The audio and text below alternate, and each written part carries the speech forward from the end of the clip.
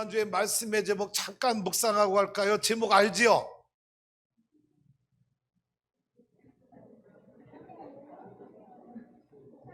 다른 분은 몰라도 김근하 권사님, 이승훈 권사님 꼭 아실 것 같아요.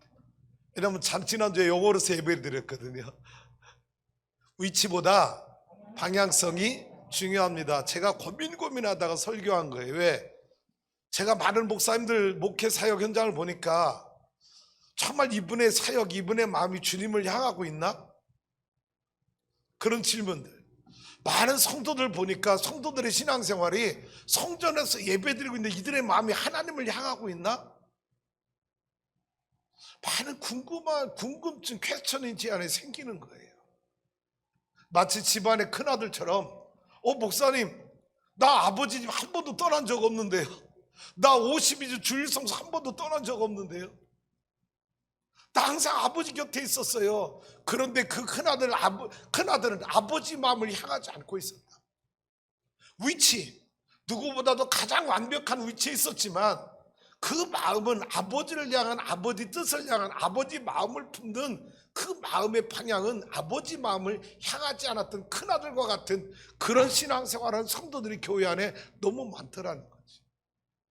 그래서 위치성, 영어로 표현합니다. 용서해 주세요.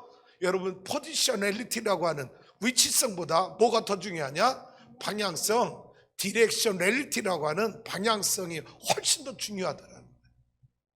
난 오늘 여러분, 몸만 여러분이 성전에 와 있지 말고 여러분의 마음이 아버지를 향하길 원하고 하나님을 향하길 원하고 하나님 나라를 향하길 원하며 말씀을 향하여 집중할 수 있기를 주님의 이름으로 축복합니다. 코로나로 인하여 개최가 불투명했던 도쿄올림픽이 1년이 연기된 가운데 5년 만에 무관중으로 개막되었습니다. 일본은 이 올림픽을 개최함으로 수십조 원의 경제적 손실을 보아야 하는 것이 현실이라는 거지. 왜? 관중 수입이 전혀 없잖아요. 물론 IOC는 세계 중거권 계약을 맺었기 때문에 천문학적인 돈을 벌겠지만 개최국인 일본이라고 하는 나라는 천문학적인 경제적 손실을 봐야 한다는 거예요. 그런데도 이 올림픽이 왜 개최돼야 되는가? 저는 어제 경기를 보면서 저 선수들을 위해서 올림픽은 개최돼야만 한다는 거예요. 왜? 4년 동안 메달을 따기 위해서 그들이 흘린 땀방울, 핏방울이 얼마나 많았을까? 만약 이번 올림픽이 포기되었다면, 여러분 취소되었다면 8년이 지난 뒤에 올림픽이 열리는 건데, 여러분 그때는 노령화되고 국가대표 자격이 실력이 안 돼서 떨어지고 이럴 선수들 얼마나 많았겠어요. 그 선수들이 흘린 땀과 피를 생각하니까 1년 늦게라도 이번 올림픽이 여러분 취소되지 않고 개최된 게 저 선수들을 위해서 꼭 개최되어야만 했던 것, 저는 천만 다행이라고 생각합니다. 아무쪼록 1년 늦게 무관중으로 치러지는 올림픽이지만 모든 선수들이, 세계 각국 선수들이 코로나 확진자 나오지 않고 무사히 마쳐지기를 소망합니다. 개인전은 개인 실력의 차에 따라서 메달 색깔이 달라질 수 있지만 단체 경기는 내가 못했는데 다른 동료가 잘해서 금메달 딸 수 있고, 다른 동료 못했는데 내가 잘해서 금메달 딸 수 있고, 이 단체 경기는 개인 경기와 전혀 다른 성격을 가지고 있다고 하는 것입니다. 이번 참가팀 중에 남아프리카 공화국의 럭비팀이 약체팀으로 평가되어서 기자가 이 남아공 럭비 감독에게 물었답니다. 당신 팀은 약팀 아닙니까? 어떻게 싸울 겁니까? 라고 물었을 때 이 감독은 이렇게 리카온의 정신을 이야기해 줬다라고 하는 겁니다. 리카온, 들개 이름입니다. 들개를 보세요. 한 마리 한 마리는 그렇게 덩치가 크지 않은 포식자이지만 그들은 항상 팀으로 움직이고 효과적인 기술을 사용해서 먹잇감을 쓰러뜨리고 높은 사냥 성공률을 기록하고 있지 않습니까? 우리 남아공 선수들은 이번에 리카온의 정신으로 싸워서 좋은 성적을 거둘 것입니다 라고 대답했다고 하는 거죠.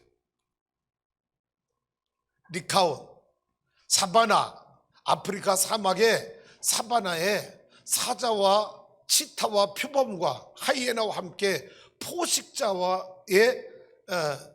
포식자들과 함께 어깨를 나란히 하는 존재라는 겁니다. 덩치는 형편없이 왜소하고 작습니다. 객과에 해당하죠. 그런데 여러분, 이들이 어떻게 사자와 함께 포식자의 판열에 어깨를 나란히 할 수 있었을까? 이들은 철저히 팀으로 움직인다고 하는 것입니다.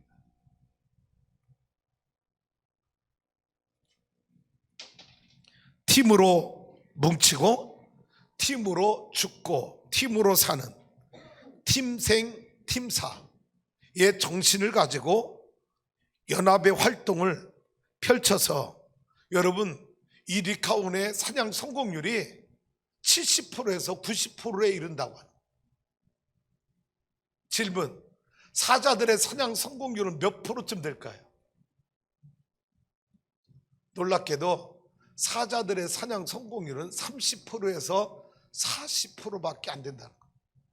그런데 이 리카온, 몸집이 왜소하고 대단한 무기를 가지고 스피드를 가지고 있지 않은 이 들개들은, 리카온은 사냥 성공률이 70%에서 80%에 이르는 이유, 비결은 딱 하나, 팀으로 작전을 짜고 팀으로 활동하고 팀으로 움직이고 팀으로 의사소통을 이루고 팀으로 적재적소의 킬러의 본능을 발휘해서 이런 엄청난 사냥 성공률을 이루고 있는 존재가 리카온이라고 하는 존재라는 것이지.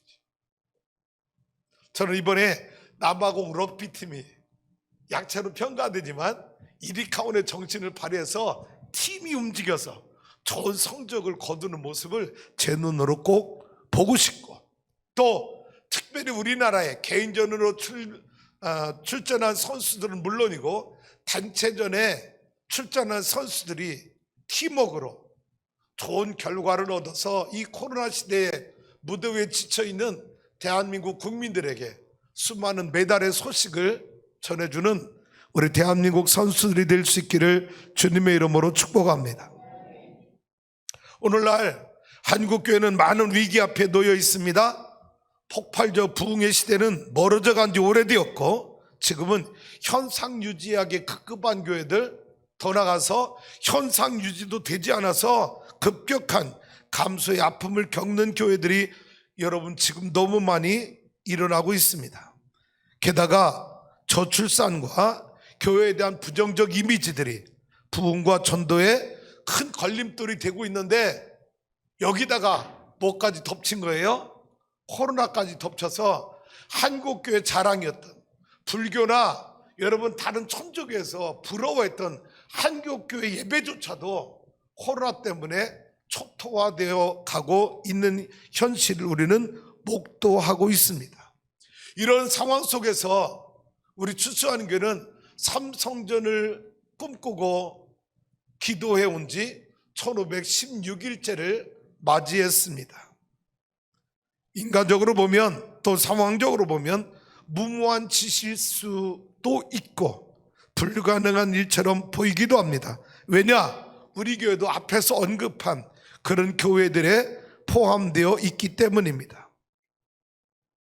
그렇다면 저와 여러분이 이 상황에서 할 수 있는 선택은 무엇일까요? 그냥 할 수 없다고 포기하고 쓰러져가는 교회를 바라보며 숨만 헐떡이는 다 죽어가는 물고기와 같이, 거센 물살에 거슬러 올라가지 못하고 둥둥 떠내려가는 죽은 물고기와 같이 우리는 이 현실을 그냥 바라만 보고 있어야 될 것인지, 아니면 남아공 럭비팀의 감독의 이야기처럼 영적인 리카온의 정신을 가지고 팀워크를 다시 꾸려서 교회를, 부흥하는 교회를 세워나갈 것인지, 어떻게 보면 지금이 우리 교회는 기로에 서 있는 것이 아니냐라는 것입니다. 사실 과거에는 교회 부흥이, 여러분 담임 목사 한 명만 훌륭한 분 여러분 모시면 슈퍼스타 목사님에 의해서 폭발적인 부흥을 이루었던 시대가 있습니다. 대표적인 것이 여의도 순복음교회 조영기 목사님, 슈퍼스타였지요. 그런데 여러분, 한국교회 대부분의 모든 교회는 슈퍼스타 목사님이 아닙니다. 저를 비롯해서. 어떤 때는 우리 성도님들에게 많이 죄송해요. 왜? 내가 슈퍼스타 같은 목사가 되면 여러분 나가서 늘 목사를 자랑하고 떠들고 다닐 거 아니에요. 그런데 여러분 나가서 고병욱 목사를 마음껏 자랑하지 못하는 이유가 뭐예요? 내가 슈퍼스타 목사가 아닌 거지. 그러면 여러분 생각해 보세요. 그러면 슈퍼스타 목사가 아닌 교회는 부흥하면 안 되는 겁니까? 부흥이 불가능한 것이냐는. 또 여러분, 슈퍼스타 목사님들이 목했던 그 현장에 슈퍼스타 목사님 은퇴하고 나니까 그 부흥이 이어지지 못하더라는 겁니다. 왜요? 외형적으로는 대단한 슈퍼스타 목사님과 함께 신앙생활에서 엄청난 부흥을 이뤘지만 내면적으로는 그 교회가 건강하게 자라지 못해서 다음 목회자가 와서 그 부흥을 이어가지 못하는 교회들도 너무 많았다라는 거지.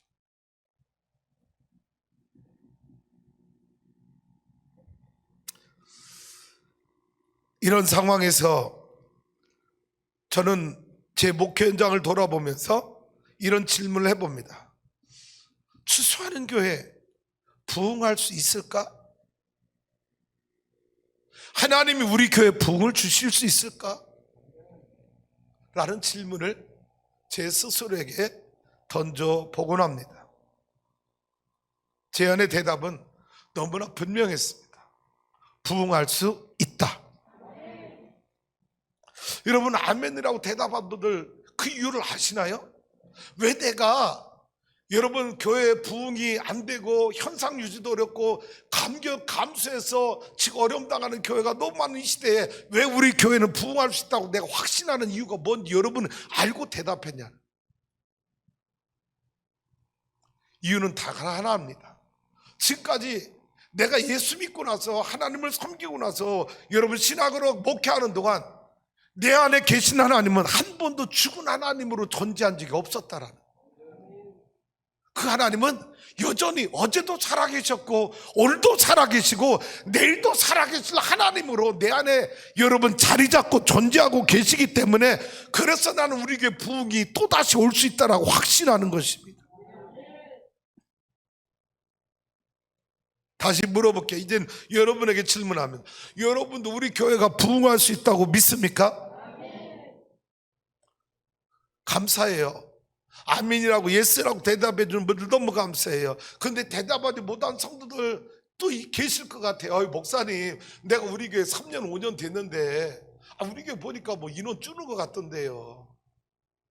내가 볼 때 우리 교회 그냥 현상 유지하면 그래도 현상 유지만 해도 잘하는 교회 아닐까요? 근데 부흥이요? 목사님, 조금은 부흥은 어려울 것 같은데 혹시 그렇게 생각하세요? 아멘이라고 자신 있게 대답하지 못한 성도님들 계신 건 아닌지요? 다시 물어볼까요? 여러분, 추수하는 게 부흥할 수 있을까요? 여러분, 희망적으로 아멘이라고 대답한 이유는 여러분도 분명할 거예요. 여러분 안에 계신 하나님 살아계신 하나님이시라고. 여러분 안에 계신 하나님 죽은 하나님이라고 느꼈다면 여러분 아멘이라고 대답하면 안 되는 거예요. 우리에게는 부흥 안 된다고 말해야 되는 거예요.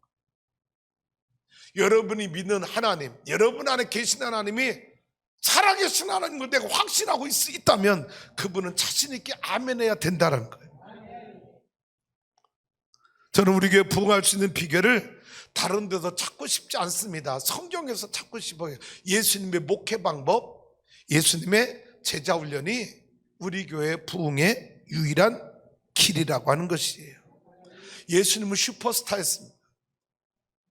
Jesus Christ is 슈퍼스타. 누구도 부인하지 않습니다. 그분이 못하신 일이 어디 있습니까? 그분에게 불가능한 일이 어디 있었습니까?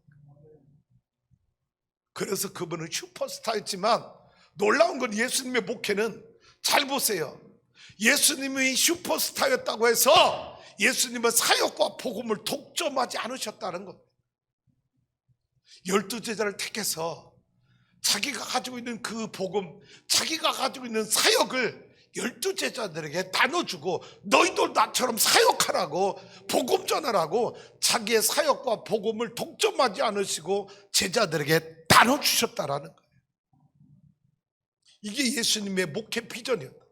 그래서 예수님은 이 사명을 다 마치고 훈련시켜 놓은 그 제자들을 바라보고 이제는 주님은 Go back to heaven, 다시 하나님의 영광의 보좌로 올라갈 수 있었던 것은 12 제자를 세워놓았기 때문에, 그들이 내 비전을 똑같이 통일하기를 주님의 제자로 주님은 믿고 있었기 때문에 하늘나라로 다시 여러분 본향을 향하여 올라가신 줄로 믿습니다. 더러는 이렇게 말할 수 있을지 모릅니다. 목사님, 가룟 유다 실패했잖아요. 예수님의 제자훈련이 어떻게 성공한 제자훈련이라고 말할 수 있어요? 여러분, 이런 어리석은 우를 범하지 않길 원합니다. 왜냐? 가룟 유다 실패한 거 부인하는 게 아닙니다. 맞아요, 배반자예요. 그런데 나머지 11제자가 가룟 유다처럼 실패했습니까? 아니라고 하는 거죠. 그 11제자들이 주님의 명령을 따라 땅끝까지 복음을 전하여 온 세계에, 여러분, 그리스도의 복음이 구석구석까지 다 들어가 있다는 이 사실이 예수님의 제자훈련은 실패한 것이 아니라 대성공이었다는 걸 증명해 주고 있다는 거죠. 목사님, 그 예수님은 그렇다 치고 나 목사님한테 제자훈련 받았어요, 사역자훈련 받았어요. 그런데 5년 지났는데 10년 지났는데 제자훈련 내 속에서 아무것도 없이 다 사라졌어요. 그때는 뭔가 좀 은혜가 있는 것 같고 능력이 되는 것 같았는데, 여러분 혹시 여러분 안에 스스로 제자훈련에 여러분 받은 지 너무 오래돼서 가물가물 기억도 안 나고 까먹어서 목사님 우리 교회 부흥 어려워요 라고 생각하는 분 계신 것 아닌지.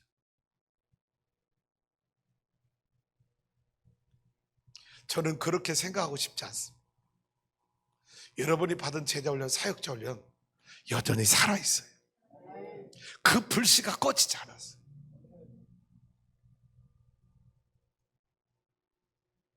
언젠가 성령님이 우리 안에서 그 불씨가 활활 타오르는 대로 그때를 허락하여 주실 줄로 나는 믿습니다. 낙심하지 마세요. 내가 제자훈련, 사역자훈련을 받으며 숙지하고 암송하고 생활 숙지하고 여러분 큐티한 것, 여러분 훈련용으로 끝난 게 아니라 그 훈련이 내 영적인 잠재의식 속에 여전히 남아있어서 언젠가는 성령의 불과 함께 활활 타올라서 우리에게 영적인 대풍을 이룰 때 내가 하나의 여러분 불붙은 막대기로, 나무 토막으로 하나님의 거룩한 영광을 위하여 쓰임받을 그날이 분명히 올 줄로 믿습니다.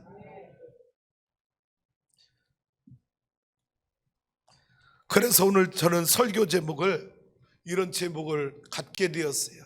우리 한번 다 같이 읽어볼까요? 시작. 팀워크로 승리하는 교회를 세워나가자. 그런데 올림픽을 생각하면서 승리라는 단어를 썼지만 저는 원래 승리라는 단어를 별로 안 좋아해요. 교회 용어로 부적절하다고 생각을 해요. 딱 적합한 단어 아니라고 생각을 해요. 저는 팀워크로 부흥하는 교회를 세워나가자, 부흥이라는 단어를 좋아해요. 나는 교회 성장보다 교회 부흥이라는 단어를 더 좋아해요. 성장은 자꾸 저 세상의 비즈니스 세계에서 일어나는, 경영의 세계에서 일어나는 일처럼 자꾸 느껴져서 한번 바꿔서 읽어봐요. 시작. 팀워크로 부흥하는 교회를 세워나가자. 뭐로요? 영적인 팀워크로요. 한 사람 개인기가 특출나서 성적이 좋은 팀이 아니라 부족해도 모든 구성원이 영적인 팀워크를 단단히 세워서, 그래서 좋은 성적을 내는, 금메달을 따는 그런 경기를, 영적 경기를 펼쳐나가서 복을 받는 교회가 되기를 소망합니다. 여러분 죄송해요, 시간이 많이 가는데 이 말씀 드리고 들어갈게요. 우리나라의 2002년 월드컵 때 저는 두 선수가 굉장히 주목받을 선수였다고 생각을 해요. 젊은 선수, 하나는 이천수라는 선수가 있고 하나는 박지성이라는 선수가 있습니다. 근데 이천수는 타고난, 축구에 타고난 기질을 가지고 있는 선수예요. 근데 박지성은요 실력이 형편없었어. 그래서 국내에서 불러주는 팀이 없어서 여러분 일본의 교토상가라고는 2부 리그에 가서 그냥 무명으로 뛰던 선수인데 히딩크 감독의 발탁이 되어서 대표팀에 들어온 선수가 박지성이라는 선수예요. 올림픽이 끝나고 난 뒤에 두 선수의 운명은 완전히 달라집니다. 박지성은 세계적인 선수가 되고 이천수는 타고난 기질을 가진 이천수는 국내용으로 끝나고 말았어요. 왜 그런지 아십니까?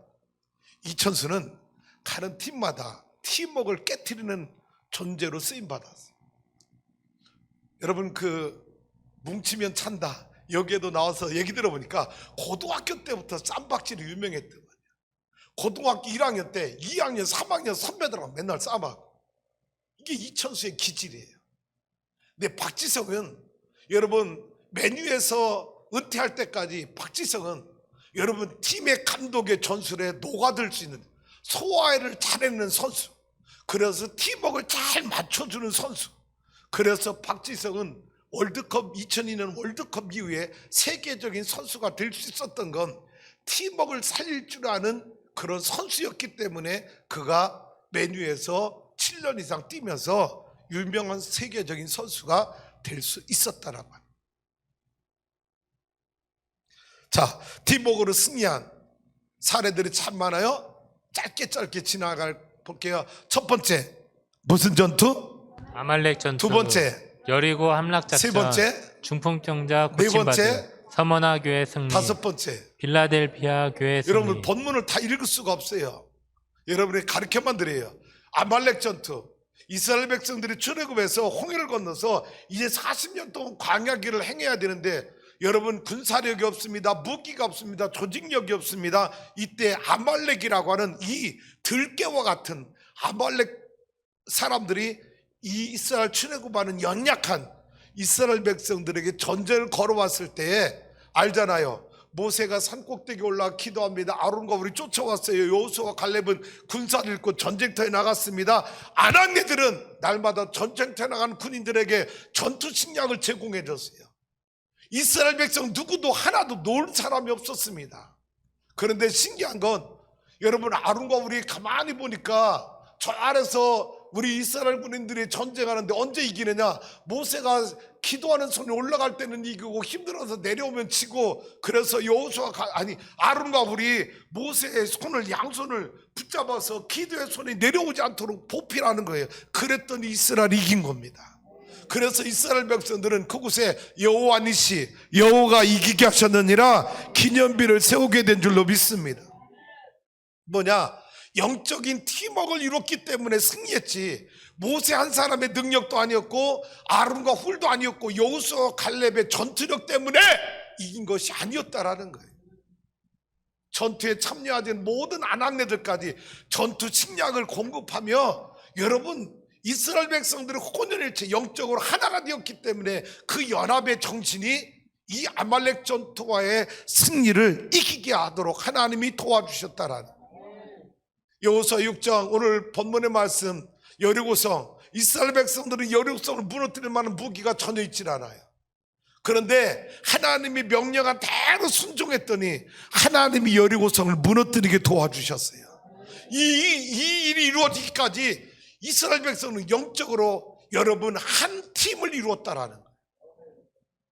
하루에 한 바퀴씩 6세 동안 6바퀴를 돌아야 되고 7일째는 7바퀴를 돌고 마지막 13바퀴 다 돌고 난 다음에 제사장들의 양각 나팔 소리가 날 때 너희 백성은 하나님 앞에 외쳐라! 그래야만 하나님 이 성을 무너뜨리리라. 여러분 이 하나님의 작전 명령에 이스라엘 백성들은 일사불란하게 순종하며 움직였을 때 난공불락의 여리고성을 무너뜨리게 된 줄로 믿습니다.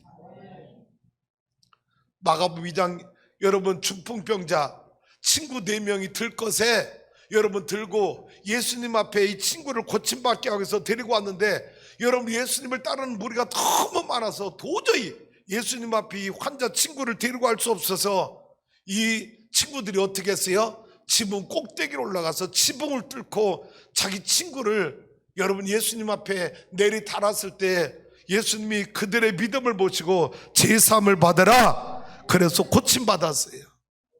4명의 친구들 잘 보세요. 이 친구 하나 살려보겠다고 여러분 들것 들고 갔는데 사람이 너무 많으면 포기하고 돌아와야 되는데 포기하지 않고 이들의 연합된 믿음이 지붕을 뚫고 이 친구가 고침받는 데까지, 치료받는 데까지 힘을 다했기 때문에 영적인 승리를 거두게 된 줄로 믿습니다. 여러분, 서머나교회, 빌라델피아 교회, 소아시아의 7교회 가운데 예수님의 책망을 한마디도 듣지 아니하고 칭찬받는 2교회. 서머나 교회는 적은 능력 가지고도 수많은 그 교회 핍박과 환난, 예수 믿으면 죽인다고 하는 사자의 먹이가 된다고 하는 이 핍박 가운데 끝까지 예수 이름을 배반하지 아니하고 끝까지 믿음을 지켜낸 고난 중에 승리한 교회, 선만한 교회, 주님은 칭찬만 하신 거예요. 교회 구성원들의 영적인 팀워크, 고난을 이겨내는 팀워크, 주님으로부터 사랑받는 교회가 된 줄로 믿습니다. 빌라델피아 교회, 여러분, 이 교회는 온 교인이 선교에 미쳐버린 거예요. 우리는 선교하는 교회 만들겠다고 온 교회가 선교 하나로 똘똘 뭉쳐서 수많은 선교적 성과와 업적을 거둔 교회, 빌라델피아 교회. 그래서 주님으로부터 칭찬만 들은 교회가 바로 빌라델피아 교회였다는 거죠. 영적인 팀워크, 이 승리를 거두게 된 줄로 믿습니다. 반대도 있겠죠. 팀워크 깨져서 실패, 고전한 교회들 한번 볼까요? 고전한 경우, 여러분 여호수아 7장에 아이성 전투, 조그만 아이성 전투에 갔다가 이스라엘 백성들은 3,000명 군인이 전사하는, 아니 그 엄청난 여리고성을 함락시킬 때 전사자 한 명도 안 나왔던 이스라엘 백성들이 아이성, 조그만 아이성 몇천 명만 보내도 여러분 쉽게 정복할 수 있는 아이성 전투에 참여하여 3,000명 넘는 군인들이 죽고 옵니다. 왜요? 이미 여리고성 전투에 순종해서 여러분 이 여리고성 함락을 경험한 이스라엘 백성들이 하나님의 명령에 불순종한 팀워크를 깨트린 사람이 이때 나온 거예요. 하나님 뭐라고 명령하셨습니까? 얘들아, 너희가 이 여리고성을 함락할 때 말이야, 여리고성은 가나안 정복 전쟁의 첫 번째 전쟁이야. 이 전쟁을 내가 너에게 이기게 할 건데, 너희가 이 여리고성을 함락하고 난 뒤에 여리고성에 있는 전리품을 너희가 얻어올 때에 그 전리품은 천예물이기 때문에 다 하나님께 성별하여 드려라. 개인적으로 취하지 말라. 천예물을 구별하라고 하나님 명령하셨는데 이미 순종해서 무너졌잖아요. 그리고 여리고성에 들어가서 전리품을 걷어올 때에 아간이라고 하는 사람이 금덩어리, 은덩어리, 여러분 여리고성의 화려한 네트들을 숨겨다가 자기 장막 속에, 텐트 속에 처박아 놓고 그리고 아이성 전투에 참여한 겁니다. 이 아간이라는 한 사람의 불순종이 팀워크를 깨뜨린, 하나님의 명령에 불순종한 아간 한 사람 때문에 3,000명이 넘는 전사자가 나온 전투가 바로 아이성 전투였어요.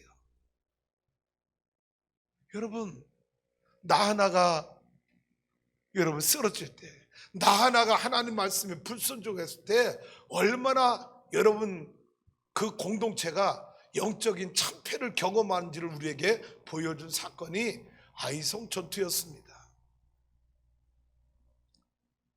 그리고 여러분 소아시아의 5개 교회, 나머지 칭찬 말고 책망도 들은 5개 교회, 그들은 왜 실패했을까?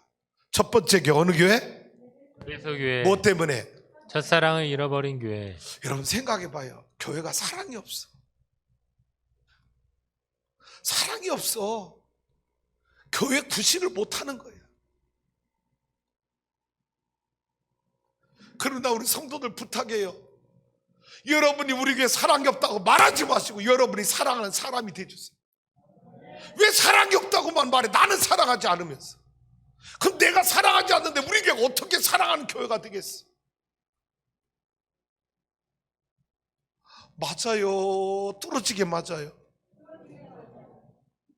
부탁해요. 제발 여러분 입으로 우리 교회 사랑 없다고 말하지 마세요. 내가 사랑이 없어 우리 교회가 사랑이 없는 거잖아. 왜 내가 사랑을 하지 않으면서 왜 우리 교회 사랑이 없다고 말해? 나부터 사랑해봐. 우리 교회 사랑이 넘치는 교회가 되지. 나는 그런 교회 만들어지길 원해요. 사랑 잃어버리지 마세요. 주님이 나를, 나 같은 죄인을 구원하기 위해서 어떻게 사랑해 주셨는데 그 사랑을 내가 버릴 수 있단 말이에요. 두 번째 교회, 버가모 교회. 이 교회는 왜 문제가 생겼는지 알아요? 발람의 교훈을 따르고 니골라다의 교훈에 빠져서 우상숭배에 빠졌던 교회가 버가모 교회. 여러분, 영적인 팀워크가 깨지니까 우상숭배에 빠지게 돼요. 세 번째 교회는요, 두아디라 교회. 여러분, 이 두 아들에게 문제는 뭔지 알아요? 이세벨의 교훈을 쫓았어. 이세벨의 교훈을 쫓다 보니까 이 교회는 음란, 음행에 빠진 교회야. 여러분, 영적인 팀워크가 여러분 무너지면 음행에도 교회는 빠질 수 있어. 네 번째는요, 사대 교회. 말 그대로 이름만 있어 죽은 교회야. 교회란 이름만 있지 교회 구실을 전혀 하지 못하는 교회. 그게 사대교회였어요. 다섯 번째는요, 라오디게아 교회. 이 교회는 왜 문제가 된지 아시죠? 지금 한국 교회가 이 다섯 교회 가운데 가장 많이 닮은 교회가 있다면 나는 다섯 번째는 라오디게아 교회 같은 게 한국 교회 돼버린 거예요. 왜? 여러분, 이 라오디게아 성도들 처음에는요 다 가난했어. 근데 교회 와서 주여 도와달라고, 불쌍히 여겨달라고 하나님 잘 믿었어. 예배 잘했어. 새벽기도 열심히 했어. 그랬더니 하나님이 여러분 복을 많이 주시기 시작한 거야. 그래서 여러분 5년 10년이 지나니까 이 교회 성도들이, 가난했던 성도들이 이제는 여러분 부유하게 되고 넉넉하게 되고 좋은 차 타게 되고 큰 집 살게 되고 그렇게 된 거야. 그러니까 이들의 믿음이 어떻게 되느냐, 점점 주님을 향한 열정, 헌신이, 충성이 식어진 거야. 목사님, 내가 낸 11조가 얼만데 주일날 식당에 들어 그 뜨거운 여름에 봉사라고 그래요. 목사님, 돈 주고 식당 주방 봉사하는 사람 사서 쓰세요. 목사님, 내가 1년 동안 교회 드린 헌금이 얼만데 나보고 성전에 와서 이 뜨거운데 쓸고 닦고 화장실 청소하라고 그래요. 용역 불러 쓰세요. 목사님, 목사님, 왜 나보고 자꾸 새벽기도 나오라고 그래요? 내가 하는 일이 얼마나 바쁘고 내가 얼마나 세상을 열심히 살아 돈도 헌금해 주는데 나 새벽기도 나오면 나 일 하나도 못해요.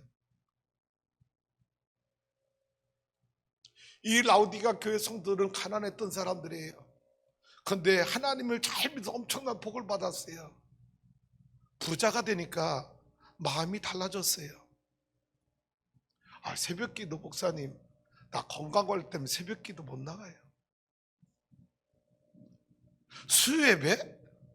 목사님, 지금 수요예배라고요? 목사님이나 예배 드리세요. 지금 한국 교회가 라오디게아처럼 똑같이 자지도 않고 뜨겁지도 않고 미치겠나요? 토하에 내칠 수밖에. 좀 부자 되고 먹고 살만하다고 예배 나 주일날 한 번 드리면 된다는 거예요. 근데 여러분, 나는 그래도 이 라오디게아가 희망이 있다고 생각을. 왜? 주님이 이 교회를 안 떠났어. 뭐라고 말씀하시죠? 내가 문 밖에 서서 두드리노니 누구든지 내 음성을 듣고 문을 열면 나는 그에게 들어가 그도 더불어 먹고 그는 나로 더불어 먹으리라. 여러분, 그래도 이 교회에 희망이 남아있어. 주님이 아직 안 떠나셨어.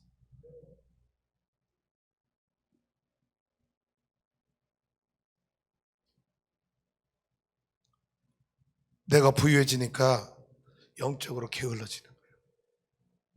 나태해지는 거예요. 내가 안 해도 누가 하겠지.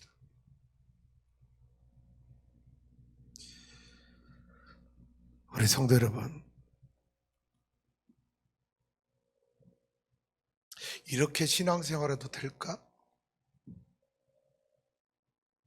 여러분 안에 이런 질문이 있길 원하고, 그 질문 앞에 라오디게아 교회 모습을 바라보면서 여러분 안에 영적인 채찍이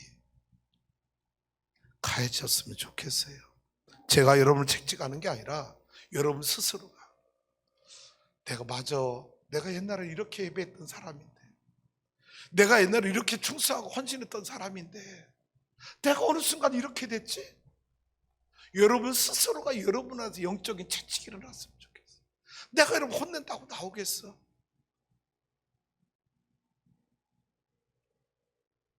어떻게 하면 영적인 팀워크로 부흥하는 교회를 세워나갈 수 있을까?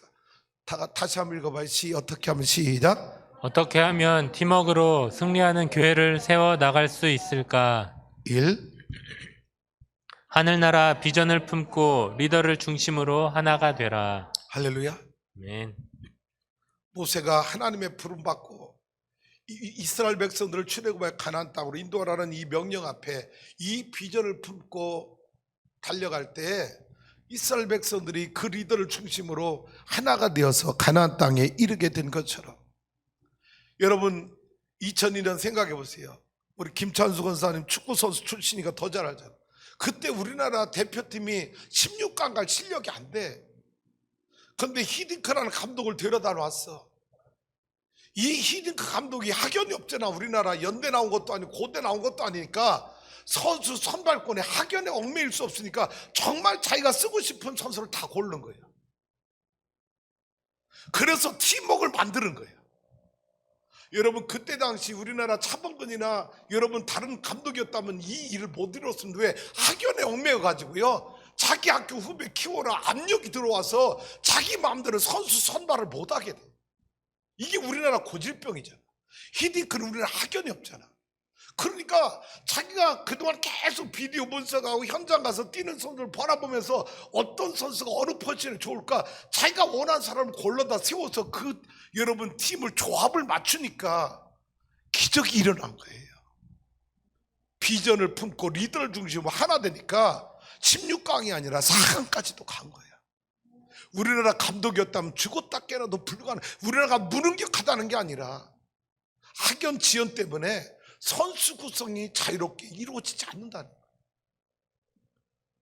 두 번째 가봐요. 시작. 리더의 비전을 공유하고 나눠주라. 예, 여러분 히딩크가 그 비전을 보고 선수를 모았잖아요. 그러면 이 자기의 비전을 자기의 밑에 있는 수많은 수석 코치, 의료 재활 코치, 여러분 수비 전담 코치, 공격 전담 코치 다 그 코치들에게 자기의 비전을 나눠주는 거예요. 공유해 주는 거예요. 그러니까 이 비전을 공유한 이 여러분 수석 코치들이 여러분 선수들에게 하나하나 개인 레슨을 해주는 거라. 그게 뭐예요? 교회 속장, 부속장들이 감당해야 될 일들이죠. 세 번째는요, 비전을 이룰 때까지 죽도록 충성하라. 네, 여러분 비전을 품기만 하면 안 되고 이 비전의 열매를 거둘 때까지 우리는 충성과 헌신에 여러분 손을 놓아서는 안 된다는 거예요. 하늘나라 상급을 바라보며 죽도록 충성해서 그 비전의 열매를 딸 때까지 달려가야 될 줄로 믿습니다. 속장님들,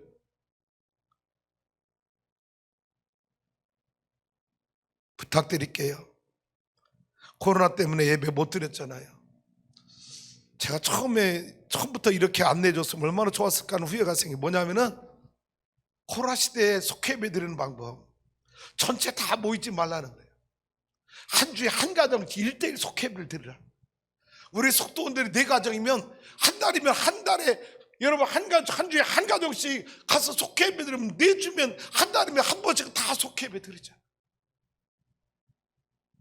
그건 할 수 있을 것 같아. 주부로도 하지 마.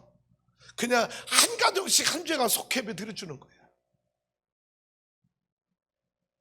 그래서 교회 소식을 전하고 기도 제목을 나누고 말씀을 전하고 큐티 생활 점검해주고, 여러분 그러면 속회가 죽을 일이 없잖아. 근데 속장님들 코로나라는 핑계로 목사님 예배 못 드리고 못 모여 다 손 놔버렸죠. 그래서 속도들은 어떻게 되고 있을까? 2주 전에 장로님들 기획원들과 1박 2일 여러분 다녀왔어요.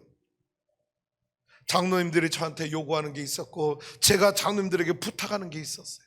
우리 서로가 다 수용하기로 했어요. 교회 복을 위해서라면 어떤 것도 다 받아들이자.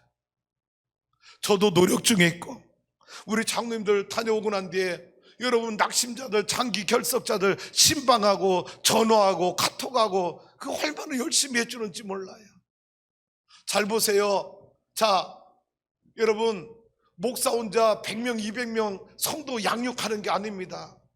나는 장로님들 6명만 양육해 놓으면 장로님들이 30명씩 양육해 놓고 그 속장들이 또 10명씩, 5명씩 또 양육하고 그러면서 영적인 번식이 일어나는 거지. 여러분, 나 혼자 어떻게 100명, 200명 다 양육합니까? 기억나시죠? 후안 카를로스 오르티지 목사가 제자입니까라는 책에서 이런 비유가 나옵니다. 91명 할머니가 있는데 어느 기자가 물은 할머니 자식들하고 손자, 손녀, 증손자들 전부 몇 명이니까 96명이에요. 아니 할머니 96명 어떻게 다 키웠어요? 물으니까 할머니가 뭐라고 대답했어요? 아니 기자 양반, 내가 왜 96명을 다 키워? 나는 6명만 키운 거야. 뭐 한 거예요? 영적인 육적인 번식이 일어난 거잖아요. 교회도 영적인 번식이 일어나야지요. 장로라는 타이틀만 가지고 여러분 예배만 드리면 장로가 아니잖아요. 30명 한 명 입교인 30명당 입교인 30명당 장로 한 분을 세우잖아. 그럼 30명 영혼을 돌봐줘야 되는 거지.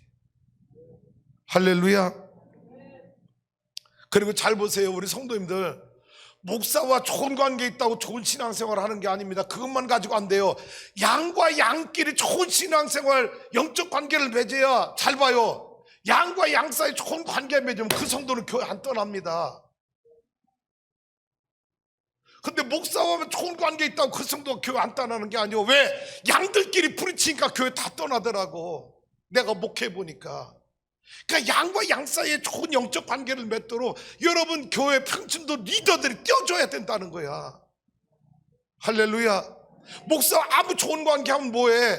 양들끼리 부딪히고 돈 관계에서 여러분 사기당하니까 다 떠나는데, 얼마나 많은 분들이 그래 떠났는지 알아요? 우리 성도 여러분, 말씀 띄워주세요. 들어주세요. 저는 우리 추수하는 교회 부흥의 전성기는 아직 오지 않았다고 생각합니다. 이전에 주셨던 부흥은 하나님이 부흥이 뭔지를 맛보기로 보여준 거라고 생각을 해요. 큰 부흥의 구름이 몰려옵니다. 수많은 물고기 떼들이 삼성전을 향하여 달려오려고 준비하고 있습니다. 많은 수가 필요치 않아요. 12제자면 족합니다. 여러분이 그 12제자가 돼주세요. 내가 필요 없어, 목사님 나 필요 없다고 말했어 라고 생각하지 말고, 목사님 내가 그 12제자가 되어서 우리 교회 부흥의 대부흥의 전성기를 이루는 하나님의 사람으로 살겠습니다 결단할 수 있기를 주님의 이름으로 축복합니다.